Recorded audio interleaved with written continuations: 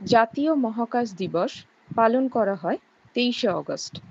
এবছরের থিম হল Aryabhata to Gaganyaan, ancient wisdom to infinite possibilities.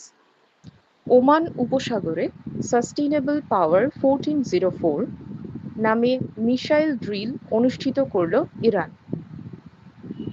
নতুন দিল্লি পুলিশ কমিশনার হিসেবে নিযুক্ত হলেন সতীশ গোলচা।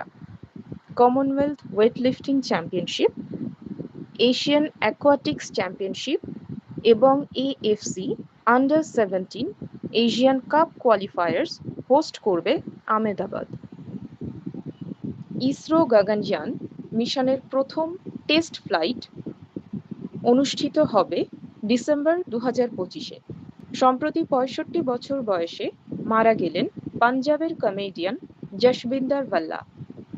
অপুষ্টি এবং অ্যানিমিয়া মুক্ত ভারত গড়তে ফোর্টিফাইড রাইস স্কিম এর সময়সীমা বাড়িয়ে করা হলো 2028 সাল পর্যন্ত।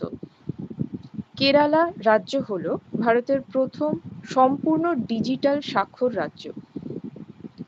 বেজিংয়ে অনুষ্ঠিত এআই অলিম্পিয়াড এ ভারতের টিমের স্থান তৃতীয়।